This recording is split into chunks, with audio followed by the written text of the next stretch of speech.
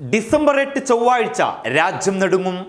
ഡൽഹിയിലെ കടുത്ത തണുപ്പ് പോലും വകവയ്ക്കാതെ ദിവസങ്ങളോളമായി സമരം ചെയ്യുന്ന കർഷകരുടെ ആവശ്യങ്ങൾ പോലും പരിഗണിക്കാതെ അവരെ രാജ്യദ്രോഹികളായും മറ്റും ചിത്രീകരിക്കുന്ന കേന്ദ്ര സർക്കാരിന് വലിയൊരു തിരിച്ചടി നൽകാനൊരുങ്ങുകയാണ് കർഷകർ.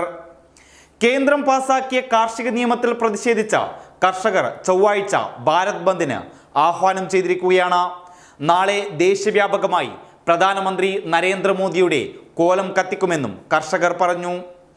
ഒരുപക്ഷെ BJPയുടെ ധാർഷ്ട്യത്തിനു മുന്നിൽ കർഷകർ നേതൃത്വം നൽകുന്ന ഏറ്റവും വലിയ മുന്നേറ്റമായി ഈ പ്രതിഷേധം ചരിത്രത്തിൽ ഇടം പിടിക്കും. തങ്ങൾക്കെതിരെ വരുന്ന എല്ലാ പ്രതിഷേധങ്ങളെയും മതത്തിൻ്റെയും രാഷ്ട്രീയത്തിൻ്റെയും പേര് പറഞ്ഞ് കയ്യൂക്കുകൊണ്ട് അടിച്ചമർത്തുന്ന BJPക്ക് വലിയൊരു വെല്ലുവിളി തന്നെയാണ് കർഷകർ സൃഷ്ടിക്കുന്നത്.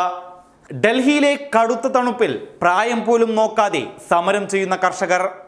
കടുത്ത തണുപ്പ് മൂലം 3 കർഷകർ പ്രതിഷേധ ഭൂമിയിൽ മരിച്ചു വീണു.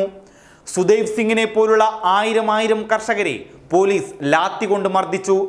എന്നിട്ടും കാർഷിക ബിൽ പിൻവലിക്കാതെ 1 ഇഞ്ച് പിന്നോട്ട് പോവില്ലെന്ന് അവർ ഉറപ്പിച്ചു പറയുന്നുണ്ടെങ്കിൽ ഇത് വെറുമൊരു പ്രതിഷേധമല്ല, രാജ്യത്തെ തീറ്റിപ്പോറ്റുന്ന കർഷകരുടെ അതിജീവനത്തിനായുള്ള പോരാട്ടം കൂടിയാണ്.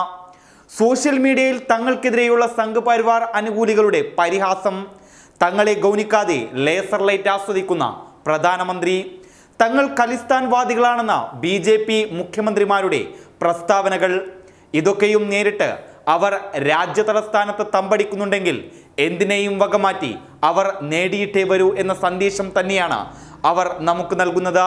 കർഷകർ ആഹ്വാനം ചെയ്ത ഈ ഭാരത് ബന്ദ് കേവലം കർഷകർക്ക് വേണ്ടി മാത്രമല്ല, ഈ രാജ്യത്തിലെ ഓരോ പൗരനും കഴിക്കേണ്ട ഭക്ഷണത്തിന് കോർപ്പറേറ്റുകൾ വിലയിടുന്ന ഒരു കാലം വരാതിരിക്കാൻ കൂടിയാണ്. അതിനാൽ തന്നെ ഈ പ്രതിഷേധത്തിൽ നമുക്കും പങ്കുചേരാം. News desk public Kerala.